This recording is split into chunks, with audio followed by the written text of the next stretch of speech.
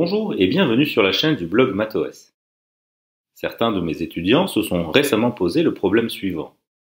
On commence par graduer le segment joignant les points 0, 0 et 1, 0, avec un pas de 1 sur n, et l'on fait de même entre les points 0, 0 et 0, 1. Ensuite, pour chaque entier k compris entre 0 et n, on trace le segment joignant les points k sur n, 0, et 0, 1 moins k sur n. On obtient une figure qui ressemble à ceci. Une courbe est apparue. Elle borde la région où s'accumulent tous ces segments. Elle n'a pas été explicitement tracée, mais on devine néanmoins sa présence. Plus précisément, cette courbe est révélée indirectement par certaines de ses tangentes. Dessinons-la en bleu. De quel genre de courbe s'agit-il? Quelle en est l'équation? Et quelle est l'aire du domaine qu'elle limite avec les axes de coordonnées? Nous allons explorer ces questions. Une telle construction fait penser à des tableaux en fil tendu comme celui-ci. Vous avez peut-être déjà vu ce genre de choses. On plante des petits clous sur un support en bois, à des emplacements bien choisis, et on les relie par du fil en laine en utilisant éventuellement plusieurs couleurs. Si l'artiste est suffisamment doué, ça peut donner de très jolies choses. Dans cette vidéo, je vous propose de traiter cette question de géométrie plane qui relève de ce qu'on appelle la théorie des enveloppes. Nous allons mettre le problème en équation, présenter en simplifiant au maximum la marche à suivre pour trouver l'enveloppe d'une famille de droites, et appliquer cette méthode à notre problème en choisissant un repère adapté pour reconnaître cette fameuse courbe. Commençons par prolonger la question en envisageant des coordonnées pas forcément comprises entre 0 et 1 pour les extrémités des segments, et aussi en considérant non pas ces segments, mais plutôt les droites qui les portent. À chaque réel petit t, associons donc la droite d indice t qui passe par les points t0 et 0, 1 moins t. Un point xy appartient à cette droite si et seulement si ces deux vecteurs sont colinéaires, c'est-à-dire si leur déterminant est nul. On obtient ainsi l'équation cartésienne de la droite d indice t, à savoir 1 moins t x plus ty égale t facteur de 1 moins t. Maintenant, on cherche la courbe gamma, dont les tangentes sont précisément les droites d indice t. Gamma est l'enveloppe de cette famille de droites. Plus généralement, considérons une famille de droites dépendant d'un paramètre t, avec une équation cartésienne de cette forme, les fonctions a, b et c étant au moins de classe C2 sur un certain intervalle i. Pour obtenir une équation cartésienne dans l'enveloppe, la recette est la suivante. On écrit le système S formé par l'équation étoile et celle qu'on obtient en dérivant par rapport à t, puis on élimine le paramètre t pour ne conserver au final qu'une relation liant x et y. La théorie générale des enveloppes est un sujet difficile, mais il y a tout de même quelque chose de simple qui se passe.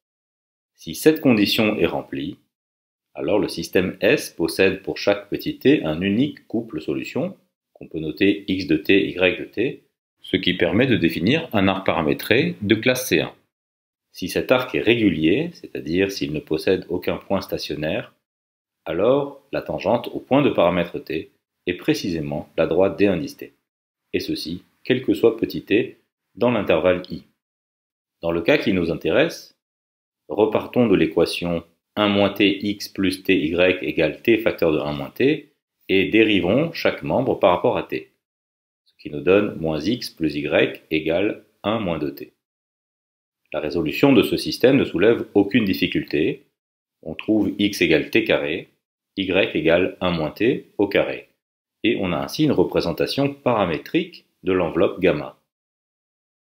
Pour trouver une équation cartésienne de gamma, on doit éliminer petit t entre ces deux équations. Vu que x moins y est égal à 2t moins 1, c'est-à-dire t égale x moins y plus 1 le tout sur 2, on obtient en reportant dans la première équation x égale 1 plus x moins y le tout sur 2 au carré. Vous avez peut-être déjà reconnu de quel type de courbe il s'agit. Mais avant d'en dire davantage, effectuons un changement de repère. Comme la configuration étudiée présente une symétrie par rapport à la droite d'équation y égale x, il sera probablement intéressant de faire en sorte que cette droite devienne l'un des axes de coordonnées. Effectuons donc une rotation des axes d'un angle de π/4 dans le sens rétrograde.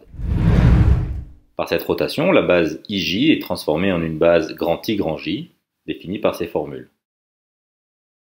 Si un point grand M possède des coordonnées petit x et petit y dans l'ancien repère, OIJ, alors ses coordonnées dans le nouveau repère, O grand I grand J, sont les suivantes.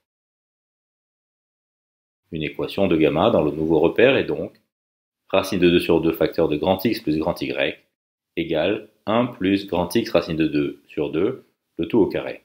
Ou encore, après un petit calcul, grand Y égale racine de 2 sur 4, facteur de 1 plus 2 grand X carré.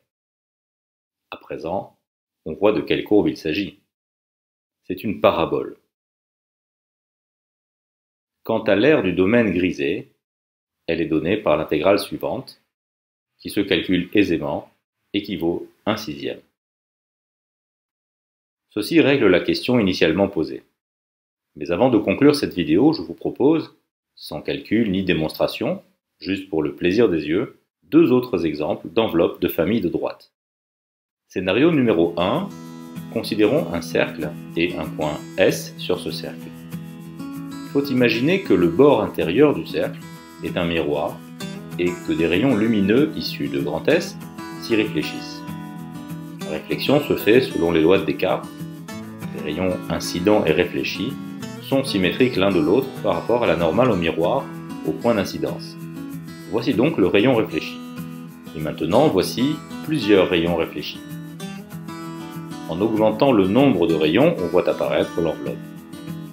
Cette courbe est une cardioïde, c'est-à-dire une épicycloïde à un point de rebroussement. Passons à notre deuxième scénario et considérons un triangle ABC et son cercle circonscrit gamma. À tout point grand M de gamma, faisons correspondre ces projetés orthogonaux sur les côtés, AB, BC et CA.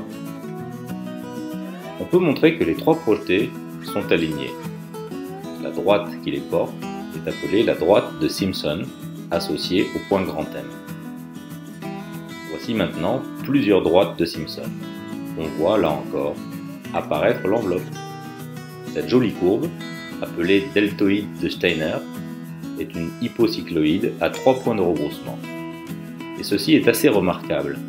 L'enveloppe présente une symétrie d'ordre 3, les droites joignant chacun des points de rebroussement au centre du deltoïde se coupent à 120 degrés, alors que le triangle ABC était quant à lui tout à fait quelconque. En outre, on peut montrer que le centre du deltoïde coïncide avec le centre du cercle de l'aire associé à ce triangle. Bref, c'est de la belle géométrie. Voilà, j'espère que cette vidéo vous a intéressé et je vous donne rendez-vous très bientôt sur cette même chaîne.